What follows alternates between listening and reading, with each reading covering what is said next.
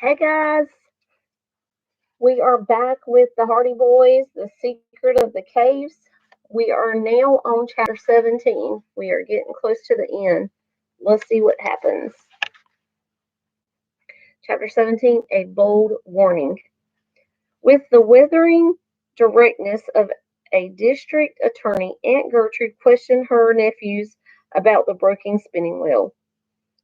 Mr. and Mrs. Hardy did a magnificent job of suppressing smiles as their relative relentlessly pursued her cross-examination. "You say you broke it, Joe? How?" "It was hanging from the ceiling and I touched it." "Now, Joe, refresh your memory," Aunt Gertrude said. "A spinning wheel on the ceiling? Bosh!" Frank sprang to his brother's defense. "But it was on display," he explained. "It wasn't for sale."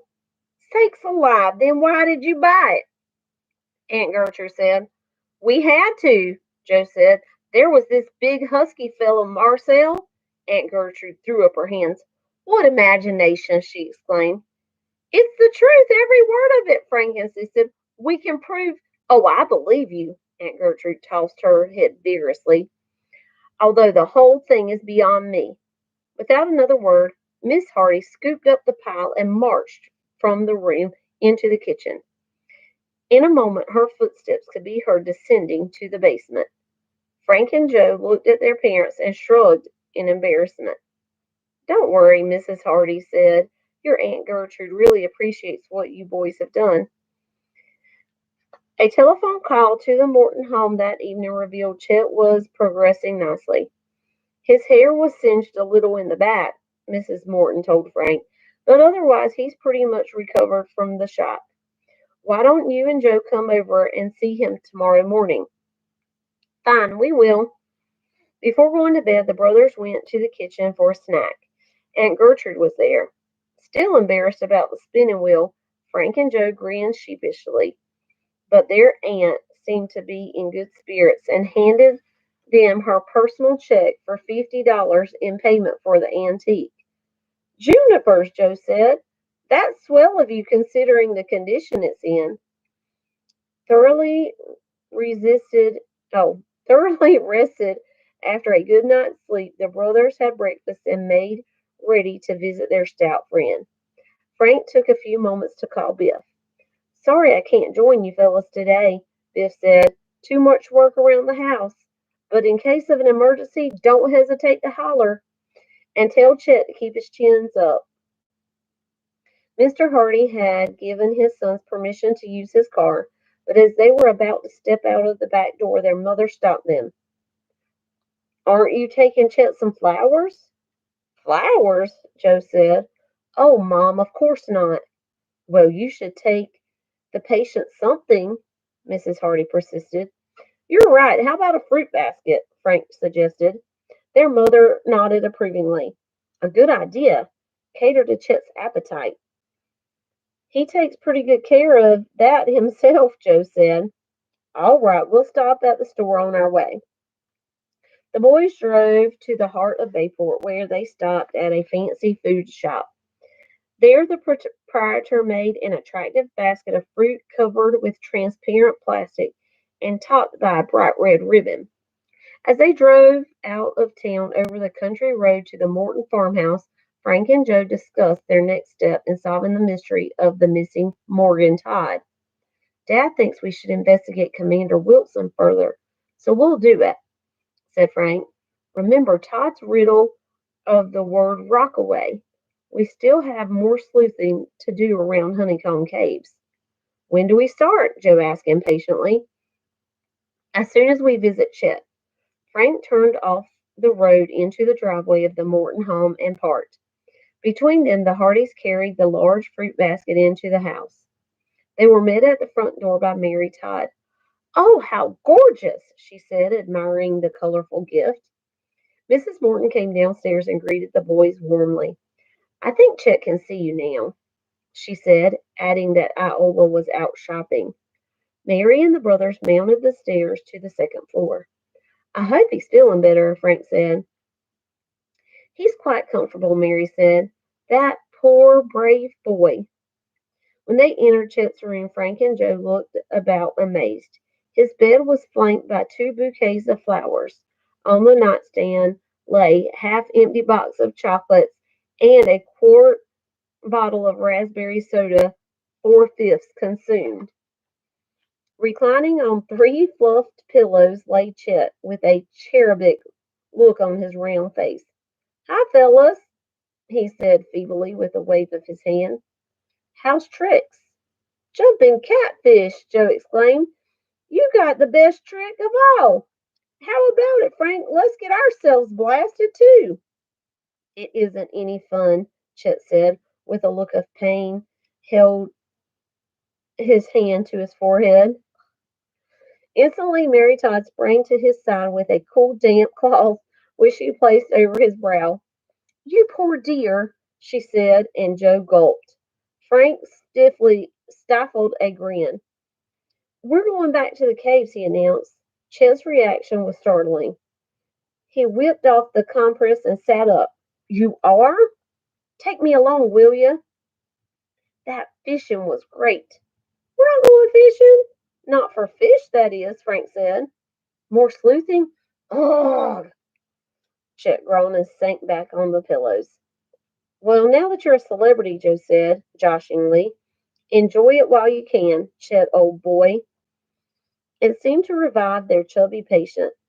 "May I have another drink of soda, Mary?" he asked. His young nurse nimbly moved to the other side of the bed and poured a glass of the sparkling beverage. Chet drank it and lay back again. "Yes, I guess I am a celebrity, fellas. The reporter got my personal story this morning." "Reporter?" Frank said quickly. "Yes," Mary put in. "From the Bayport Times. Mary made a big hit with him," Chet went on with a grin. "He asked a lot of questions about her, too." "Wait a minute," Joe said. "What was the fellow's name?" "Otto Lippincott." Mary supplied the answer. "I never heard of anyone by that name on the Times," Frank said. Frank excused himself to make a phone call and hurried downstairs. He returned 10 minutes later, his face flushed with excitement. "There is no Lippincott who works for that newspaper," he said. "Chet, you've been duped." Disappointment, then indignation crossed Chet's face. "Do you mean that guy was a phony?" he blurted out. "Nothing else but. He came here to fish for information," Frank replied. Joe turned to Mary and asked, "How much did you tell this man?" "Oh, have I done the wrong thing again?" Mary wailed. "Well, maybe," Frank declared, "but it's too late to worry over spilled milk. From now on, I advise both of you to keep mum on anything you know." Just then, the front screen door slammed, and Iola's cheerful voice floated up the stairs. "Frank? Joe, are you here?"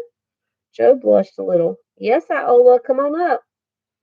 Quick footsteps sounded on the stairs, and Iola hurried into Chet's room. In her hand, she held a white envelope. "I found this in the mailbox," she said. "No stamp or anything. It just says Chet Morton." "Another well-wisher, I suppose," Chet said importantly, and took the envelope. He tore off one end, blew into the slit, and removed the note. "Good grief! Listen," he read.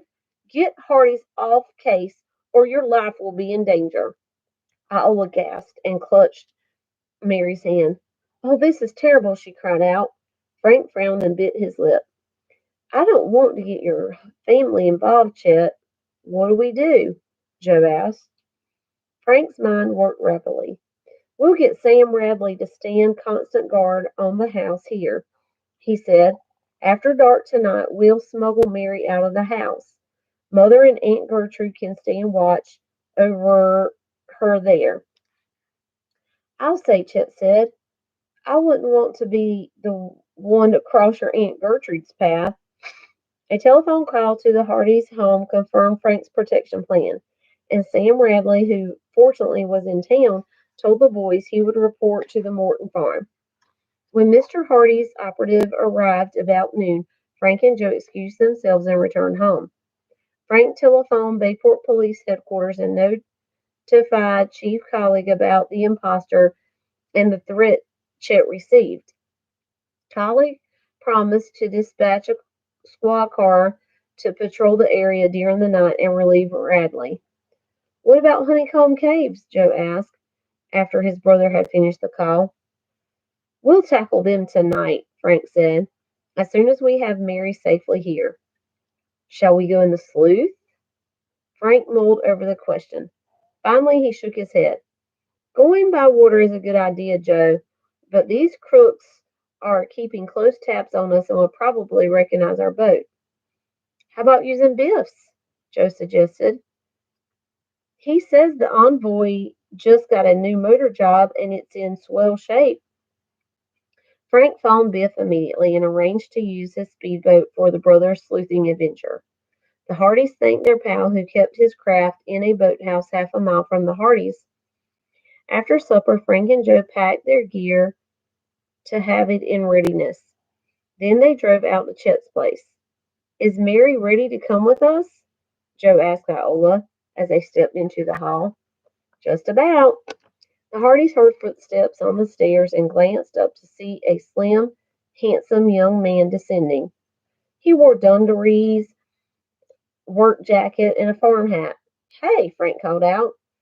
"That's not a guy, that's a gal." Mary Todd grinned in her disguise. "Iola and I thought up the idea. Like it?" "Terrific," Joe nodded in approval.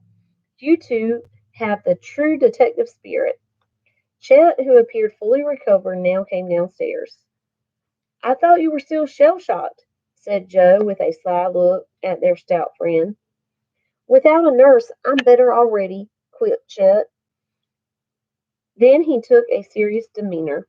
"Now look, fellas, be extra careful of Mary, won't you?" With a promise that they would, the Hardys left the Morton house and drove Mary to their own home. Aunt Gertrude and Mrs. Hardy received the girl kindly and showed her to the second guest room. Biff Hooper arrived minutes later and drove the boys to his dock. In a few minutes, the two sleuths and their gear were aboard the Envoy. Joe started the motor. "I checked the running lights," Biff said. "Everything is okay." The Hardys thanked him and shoved off with Joe at the wheel. The Envoy knifed through the waters of Barnett Bay, its shore front twinkling with lights. As the boys passed the boathouse where the sloop was kept, Frank called out, "Throttle down, Joe. What's that light over there?" Joe brought the Envoy about and saw a light flickering from the window of their boathouse. "Jeepers, I don't know." He extinguished the running lights and crept quietly over the dark waters. As they neared the boathouse, Frank suddenly exclaimed in alarm. Smoke was seeping out from beneath the door. Their boathouse was on fire. And of course, you know what that means. It's the end of the chapter. So, join me again later for chapter 18. When my son Jacob was younger, I would tell him that that was the end of the chapter, and then I'd turn the page and he'd get me for sneaking ahead. So I won't sneak ahead.